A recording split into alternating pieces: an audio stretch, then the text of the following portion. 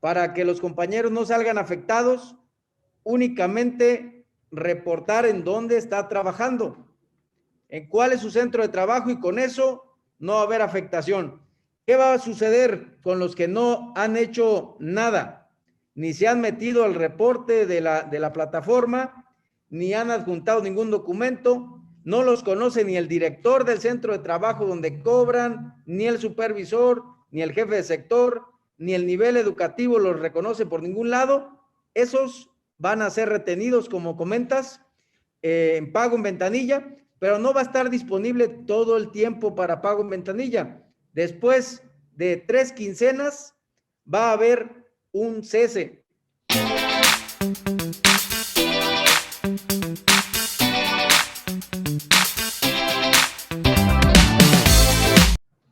Hola, ¿qué tal amigos de Docente Democrático? Muy buenos días, tardes o noches, según sea la hora que están viendo este video.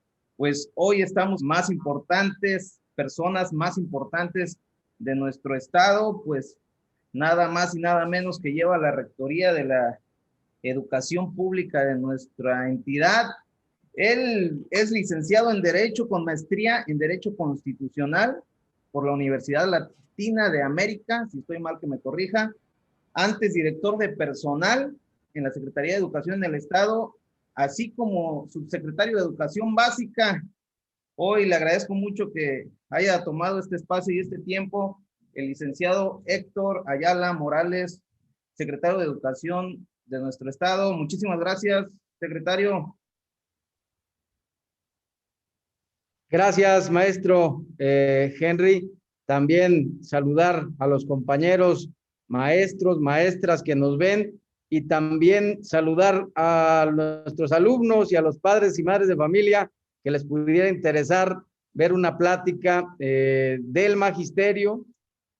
Y bueno, ya que haces énfasis, creo que la Secretaría de Educación sí es la más importante, pero no tanto por el secretario, sino más por la buena mancuerna que hemos hecho maestros y maestras, porque en esta crisis sanitaria no queda de otra más que hacer equipo y trabajar juntos, Henry. Así es, licenciado Héctor, pues yo lo decía porque es un espacio de gobierno, a final de cuentas, importantísimo, importantísimo, trascendental para la educación en el Estado. Primer tema de esta charla, que esperemos sea muy amena, son las incidencias. Comento antes de darle la palabra, los temas que aquí vamos a tocar son temas del interés más que nada de los profesores y profesoras de nuestro estado, sin dejar de lado que alguno de los temas pudiera también tocar o ayudar a padres de familia, niños, niñas, jóvenes que van a ver este video.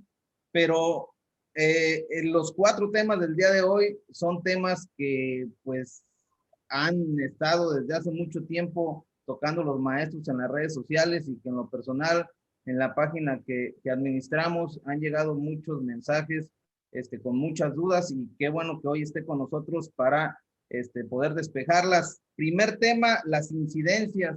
A través de los últimos años o meses ha habido mucha angustia por los maestros, las maestras de nuestro estado, porque a pesar de que en varias ocasiones se han entregado, por ejemplo, en el tema de reubicaciones de pago, se han entregado documentación que la misma dependencia pide para cada uno de los trabajadores, ya sea vía sindical, con cualquiera de los sindicatos que estén afines, o sea directo en Secretaría o en las oficinas de Secretaría de Educación en el Estado.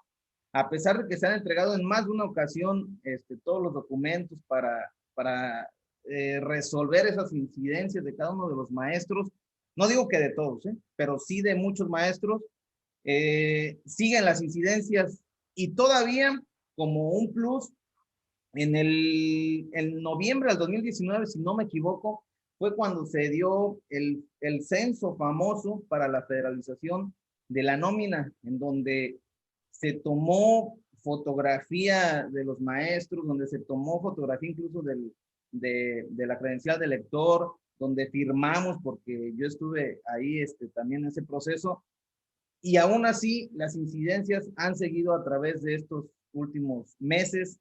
¿A qué se debe toda esta problemática, licenciado Héctor?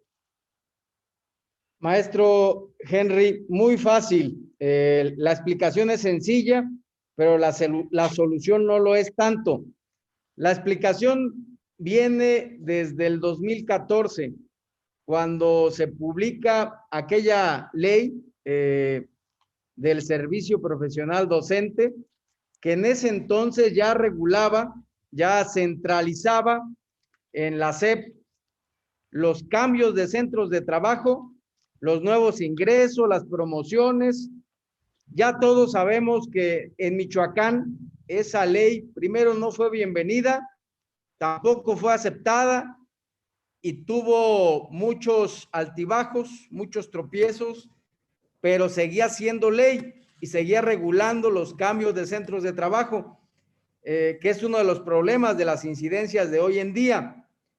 Yo personalmente estoy convencido de que hay que hablar con los maestros y maestras sobre los cambios de centros de trabajo y sobre las convocatorias.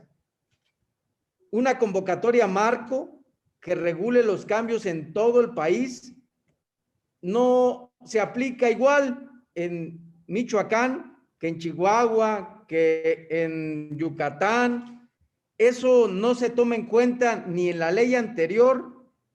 En la ley actual tenemos que revisarlo por esa apertura que manifiesta el actual gobierno de la República con respecto a la carrera de las maestras y los maestros. En pocas palabras, del 2014 al 2020, 2021, tenemos muchos maestros que se cambiaron de centro de trabajo, unos de manera, digamos, regulada o por lo menos bipartita entre la Secretaría de Educación y la parte sindical.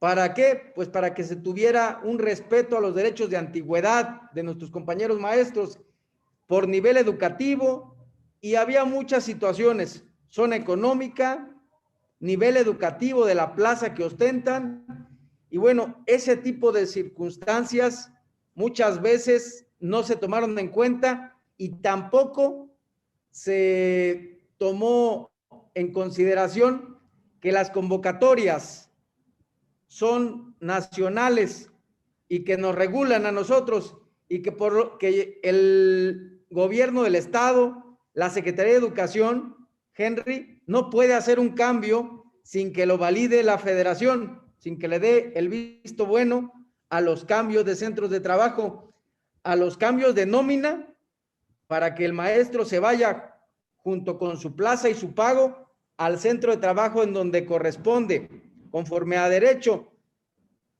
No me gusta el tema de una, digamos, tecnificación de este proceso mediante una plataforma que no la opera ni la autoridad educativa local, ni tampoco el sindicato. Se opera desde el centro. Ya han escuchado de la plataforma Venus, ¿verdad? Entonces, abiertamente creo que puede ser susceptible a una revisión, porque ¿qué ha generado la ley anterior y la ley actual? Que muchos maestros estén cobrando en un centro de trabajo que ya no están y que se cambiaron hace 3, 4 años. Esos son los menos, 3, 4 años de cambio, y siguen cobrando en el centro de trabajo anterior. ¿Y qué pasa? En ese centro de trabajo puede ser que los compañeros también se hayan renovado la plantilla docente y que no conozcan al compañero que ya no trabaja ahí, que solo cobra. Otra incidencia, el tema de los compañeros nombrados de nuevo ingreso durante la vigencia de la ley anterior. Muchos fueron rechazados de los centros de trabajo y ahí fueron dados de alta. Y los maestros siguen cobrando, pero puede que hayan cambiado de centro de trabajo. ¿Por qué? por una incidencia que se dio por la falta de consenso entre los maestros y maestras, sindicato y parte oficial. Me refiero al gobierno de la República, a la SEP y a la Secretaría de Educación del Estado. Este problema de las incidencias, maestro Henry, se va a arreglar de manera muy simple. Una constancia de servicio del centro de trabajo donde labora el compañero, una orden de adscripción que debe tener del nivel educativo y una toma de posesión. Los 3 documentos deben de ir alineados. Con esos 3 documentos el maestro puede ya acreditar, primero, que no es aviador, que sí está trabajando y que la incidencia es de nómina y es derivada de este proceso que se dio entre la ley anterior y la ley actual, incluso, que regula los cambios de centros de trabajo bajo una convocatoria marco, Henry. No sé si haya dudas al respecto.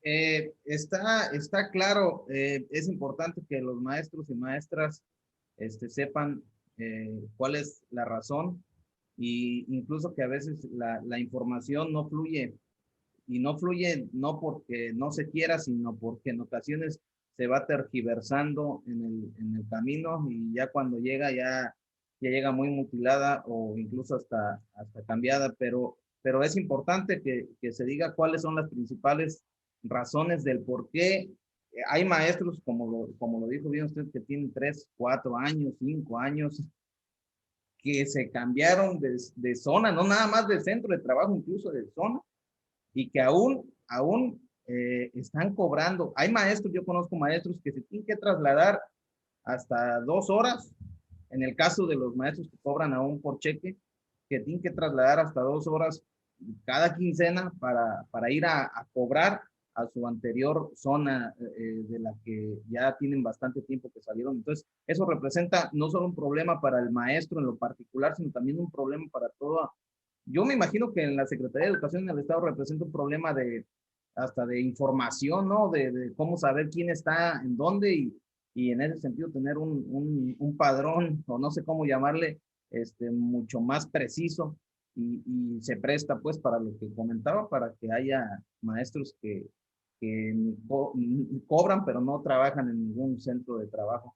Entonces, otra pregunta al respecto, señor secretario, ¿qué va a pasar con con todos los profes, con todos los maestros y maestras que no, por alguna razón, no les llegó la información, no se metieron a la plataforma que estuvieron enviando a través de las redes sociales y de supervisiones, me imagino, no entraron, no ingresaron su CURP, y no saben si tienen incidencia o no, porque incluso hay maestros que están trabajando en su centro de trabajo y que están cobrando en la zona donde están laborando, pero que salieron con incidencia. Entonces, ¿qué va a pasar con todos esos maestros que no se dieron cuenta o que no se les reportó bajo ningún medio, bajo ninguna situación, que tiene incidencia? Automáticamente van a tener que ir a recoger su cheque, parecía que era el 30 de marzo o después del 30 de marzo, o cuál va a ser la mecánica ahí.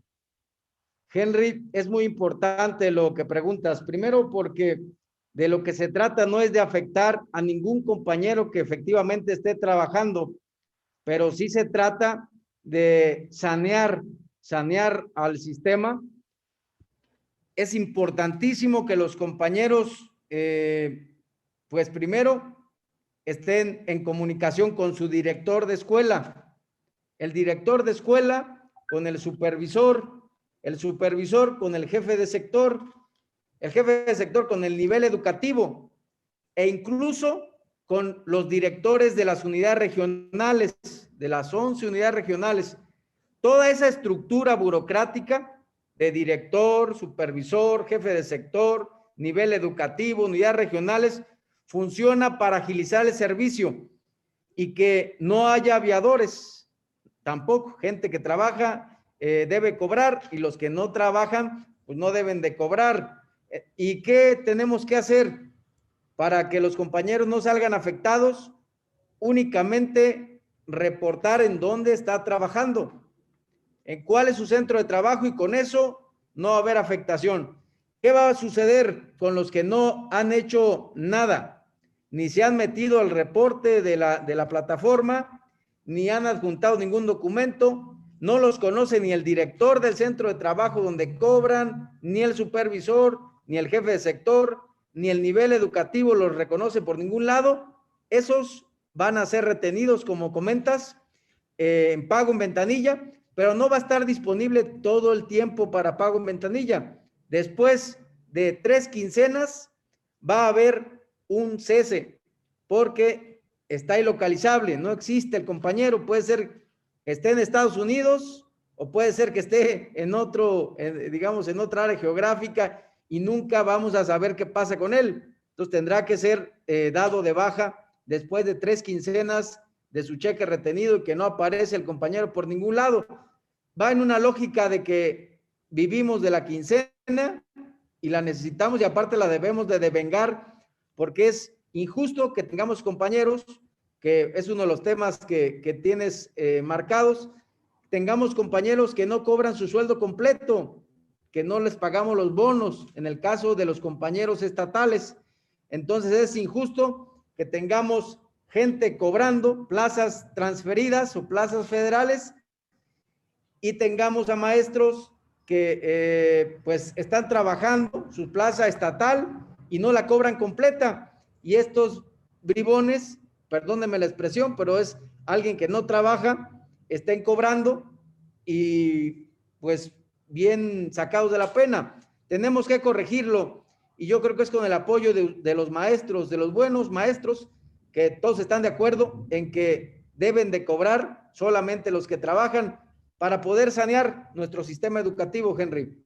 Entonces, para ver si entendí bien, todo aquel que no reportó absolutamente nada, que tiene incidencia, que no se reportó con su director ni con su supervisor, que no sabe nadie nada de él, se le retiene el pago y tiene que ir por él a ventanilla, pero me imagino que para poder, imagínense que Henry no reportó nada, nadie lo conoce, voy a ventanilla, Henry tiene que presentar, supongo, y por obligación, por lo menos una constancia de servicio en el momento para poder cobrar el cheque, ¿no? O lo que corresponda en ese momento. Efectivamente, Henry, y como lo acabas de comentar, en el caso hipotético del maestro Henry, ya se presentó y ahí está vivo, entonces ya sabemos que tenemos que arreglarlo e incluso tenemos que darle su documento para que en caso de tener alguna incidencia se ponga a trabajar, esté tomando posesión ya con su documento y ya esté en orden con los 3. Ok, pues bueno, esas eran las mayores dudas en cuestión de las incidencias, el fondo de la razón por las que hay tantas incidencias y por qué no se han de alguna manera resuelto a pesar del paso del tiempo, pues ahí está. Y ya para todos los maestros y maestras que conozcan algún profe que no se haya reportado, pues que lo haga a la brevedad en su momento para que no vaya a tener ningún problema administrativo.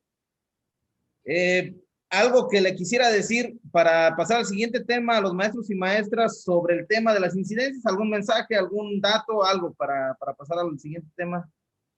Henry, únicamente que confíen en la Secretaría.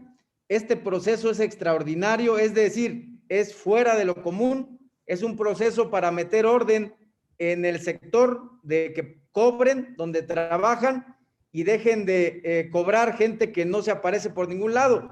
Incluso las incidencias derivadas de la ley anterior. No es justo que haya maestros sin cobrar su completo, su salario y haya maestros que no aparecen por ningún lado, que se avalaron en algo que pasó, que fue la ley anterior y hoy estén con una plaza, muchos incluso plaza alta, cobrando buen salario. Voy a poner un ejemplo. En el 2018 se crearon desde la federación cerca de 60 plazas de maestros de inglés para las escuelas normales, con un equivalente a cerca de 36 horas. cada plaza, o sea, es un sueldo importante. Plazas transferidas federales, las mandó la federación y hicieron un examen en ese año y se otorgaron en base a esa lista en ese momento de ordenamiento e idoneidad se llamaba, y se asignaron las plazas y los compañeros maestros no se presentaron en las normales porque no se les permitió el acceso, pero ya tenían la plaza, digamos, asignada.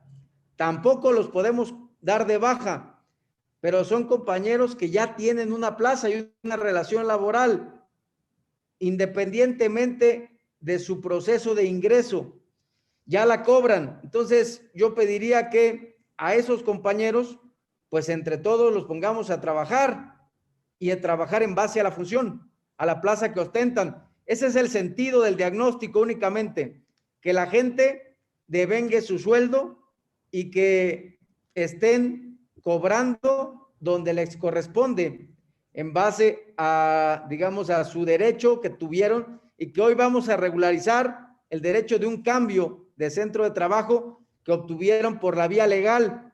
¿Por qué? Porque al final, no la vía legal, digamos, pues vamos a ponerle nombre, que la tuvieron por un acuerdo político entre la Secretaría de Educación, el nivel educativo y la representación sindical.